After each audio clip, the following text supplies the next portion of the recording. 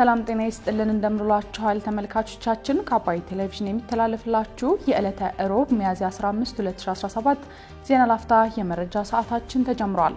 የህወሓት ቡድን የተቆጣጠረው ጊዜያዊ አስተዳደር ለውጥ አያመጣም ሲል ሳልሳይ ወያነ ትግራይ መግለጹን የአሜሪካ የውጭ ጉዳይ ሚኒስትር ማርክ ሩቢዮ ያቀዱትን የአዲስ አበባ ጉብኝት መሰረዛቸውን እንዲሁም በአዲስ አበባ ከተማ ለጨረታ ከወጡ ቦታዎች በአራዳ ክፍለ ከተማ የቀረበው መሰረዙን ጨምሮ ሌሎች መረጃዎችን ይዘንላችሁ ቀርበናል። ዜናዎችን እየመራው ዳሩ ሰላም ተሾመ ከናንተ ጋር ቆይታ አደርጋለሁ። አብራችሁን ቆዩ። የህወሓት ቡድን የተቆጣጠረው ጊዜያዊ አስተዳደር ለውጥ አያመጣም ሲል ሳልሳይ ወያነ ትግራይ ገለጸ። ፓርቲው በዛሬው ዕለት በመቀሌ ከተማ በሰጠው ጋዜጣዊ መግለጫ በሌተናል ጀነራል ታደሰ ወረደ የሚመራው ጊዜያዊ አስተዳደር የህወሓት አንድ ቡድን ስልጣኑን እንዲቆጣጠር ፍቃድ እየሰጠ ነው ሲል ገልጿል። በፕሪቶሪያው ስምምነት አንቀጽ 10 መሰረት የሚመሰረተው ጊዜያዊ አስተዳደር ሁሉን ያካተተ እንዲሆን የተደነገገ ቢሆንም አሁን የተመሰረተው ካቢኔ ይህንን አያሟላም ያለው ፓርቲው ይህ በአስቸኳይ እንዲስተካከልም ጠይቋል። አሁን ያለው የጊዜያዊ አስተዳደሩ ካቢኔ በዶክተር ደብረጽዮን ገብረ ሚካኤል ለሚመራው የህወሓት ቡድን ተላልፎ የተሰጠ ነው ያለው ፓርቲው እንደ ምሳሌም የከተማ ልማት ቢሮ፣ የውሃ ሀብት ቢሮ፣ የትምህርት ቢሮና የጤና ቢሮ እንዲሁም ሌሎች ስልጣኖች በዚህ ቡድን መያዛቸውን አስረድቷል። አክሎም በአንድ ቡድን የበላይነት የተያዘው ጊዜያዊ አስተዳደር ለትግራይ ዘላቂ ለውጥ ማምጣት አይችልም ያለው ሳልሳይ ወያነ እንዲህ አይነቱ ድርጊት ወደ አምባገነንነት ሊያመራ እንደሚችልም አሳስቧል። በመሆኑም ጊዜያዊ አስተዳደሩ ካቢኔውን ሁሉን ባካተተ መልኩ እንዲቀይር ጥሪ አቅርቧል። ይህንን ቅሬታ ለማቅረብ ከጊዜያዊ አስተዳደሩ ጋር ለመነጋገር ጥረት ማድረጉንና አለመሳካቱን የገለጸው ፓርቲው ይህ አይነት አካሄድ የክልሉን ሁኔታ ወደ ባሰ መልኩ የሚወስድ ነው ሲል ፓርቲው ቅሬታውን አቅርቧል። በተመሳሳይ የክልሉ ጊዜያዊ አስተዳደር የቀድሞ ፕሬዝዳንት የነበሩት አቶ ጌታቸው ረዳ ተመሳሳይ ቅሬታዎችን ሲያቀርቡ የሰነበቱ ሲሆን ይህ እንዲስተካከልም አሳስበዋል። የህወሓት አመራሮች አሁን እንደ አዲስ የተዋቀረውን የአስተዳደር ውስጥ በበላይነት ይገኛሉ ሲሉ መውቀሳቸውን ያሰሙት አቶ ጌታቸው ረዳ ሌሎችን ያገለልና አቃፊ ያልሆነ ካቢኔ ተቋቁሟል ብለውም ነበር። የአሜሪካ የውጭ ጉዳይ ሚኒስትር ማርክ ሩቢዮ ያቀዱት የአዲስ አበባ ጉብኝት መሰረዛቸው ተገለጸ። የአሜሪካ የውጭ ጉዳይ ሚኒስትር ማርክ ሩቢዮ በአዲስ አበባና በናይሮቢ ለማድረግ ያቀዱትን ጉብኝት መሰረዛቸው ተዘግቧል።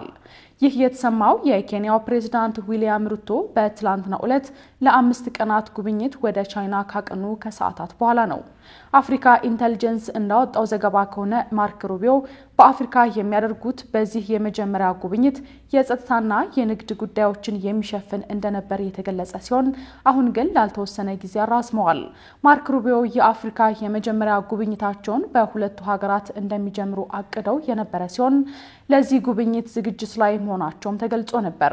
ሚኒስቴሩ በመጀመሪያ ጉብኝታቸው ወደ ናይሮቢ ካመሩ በኋላ ወደ አዲስ አበባ እንዲመጡና በጉብኝታቸው ወቅትም ማርክ ሩቢዮ ከሁለቱ ሀገራት መሪዎች ጋር በተለያዩ ጉዳዮች ዙሪያ እንደሚወያዩም ተጠቁሞ ነበር።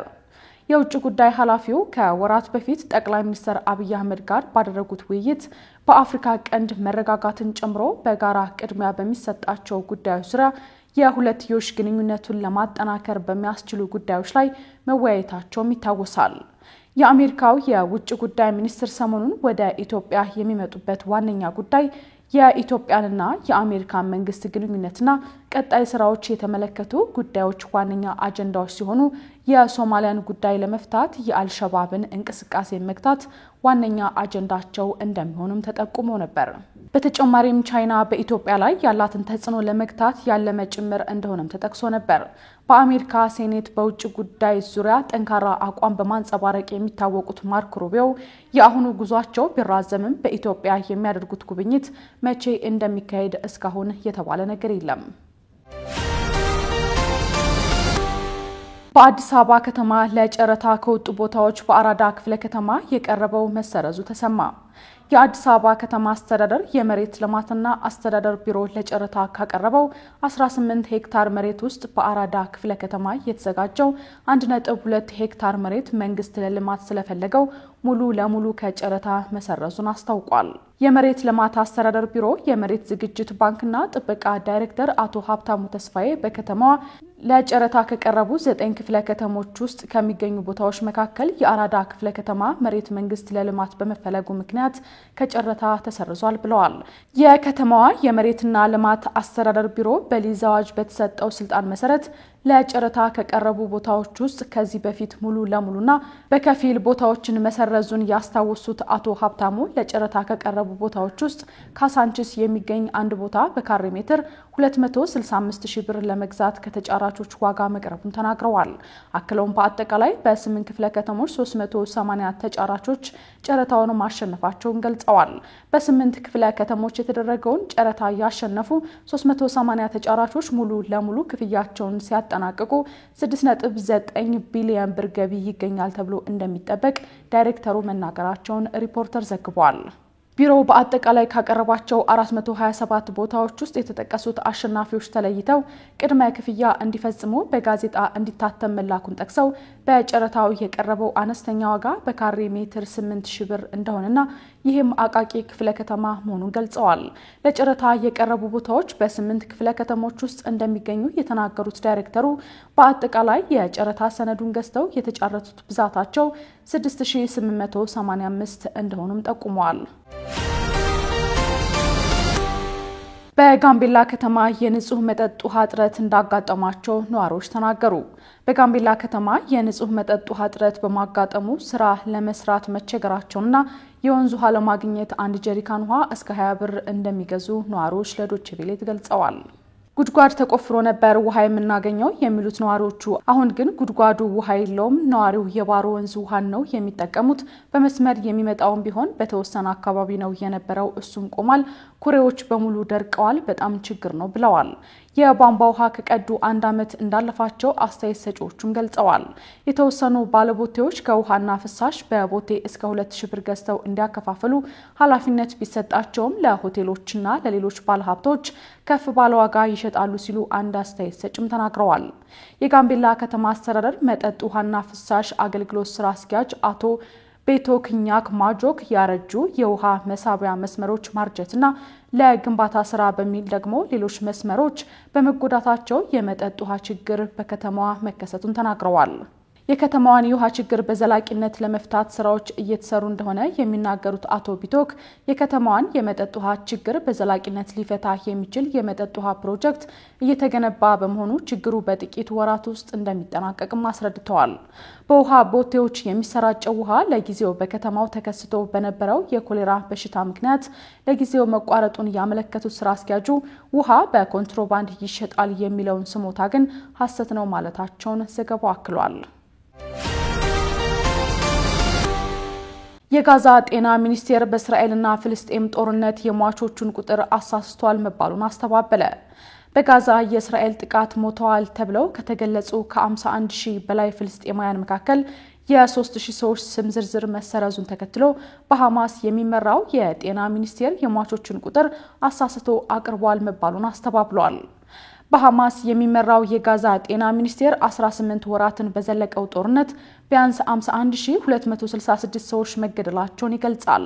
ይሁን እንጂ እስራኤል በፍልስጤም ተቋማት የሚወጣውን የሟቾች ዝርዝር በተደጋጋሚ እንደማትቀበለው የምትገልጽ ሲሆን በዋናነት ቁጥሩና የህዝቡ ልየታው ለሐማስ ፕሮፓጋንዳ እየዋለ ነው ስትልም ትከሳለች። የጋዛ ጤና ሚኒስቴር ባለስልጣን አህር አልዋህዲ ግልጸኝነትን መጓደሉን ለቢቢሲ የካዱ ሲሆን የጤና ሚኒስቴሩ ትክክለኛ መረጃ ከተአማኒነት ጋር ለማቅረብ የሚሰራ ነው ሲሉ ደጋግመው ተናግረዋል። እያንዳንዱ የምናጋራው ዝርዝር መረጃ የተጣራ ነው። የጤና ሚኒስቴሩ ስም ዝርዝር ይሰርዛል ብለን መናገር አንችልም። የመሰረዝ ሂደት ሳይሆን የማጣራትና የማሻሻል ሂደት ነው ብለዋል። የጤና ሚኒስቴር የስታቲስቲክስ ኃላፊ የሆኑት አልዋህዲ ከሰሞኑ ከይፋው የሟቾች ዝርዝር የተሰረዙ ስሞች በኦንላይን ቅጽ ማመልከቻ ከገባ በኋላ ማጣራት በመካሄዱ ነው ብለዋል። መዝገቦችን የሚያጣራ የዳኞች ኮሚቴ ተቋቁሟል። ይህም ተአማኒነትን ለማሳካት የመረጃውን እውነተኝነት ለማረጋገጥ ነው በማለትም አስረድተዋል። በምርመራው መሰረት አንዳንድ ሰዎች በቀጥታ ከጦርነቱ ውጭ በተፈጥሯዊ ሁኔታ ሞተው መገኘታቸውንም ገልጸዋል። ሌሎች ሰዎች ደግሞ ሞተዋል ተብለው ሪፖርት ከተደረጉ በኋላ በእስራኤል ከታሰሩ በሺዎች ከሚቆጠሩ ሰዎች መሃል ሆነው ተገኝተዋል ሲሉም ተናግረዋል። በዚህ መሰረት ከነሐሴ እስከ ህዳር ባለው ጊዜ 3000 ስሞች ሙሉ በሙሉ ማጣራት እስኪካሄድ ድረስ ከይፋዊ የሟቾች ዝርዝር ውስጥ እንዲሰረዝ ተደርጓልም ብለዋል። ከአባይ ቴሌቪዥን ሲተላለፍላችሁ የነበረው የዛሬው ሚያዝያ 15 2017 የቀኑ የመረጃ ሰዓታችን ይህን ይመስል ነበር። አብራችሁን ስለነበራችሁ ከልብ እናመሰግናለን። በያላችሁበት መልካም ጊዜ ይሁንላችሁ።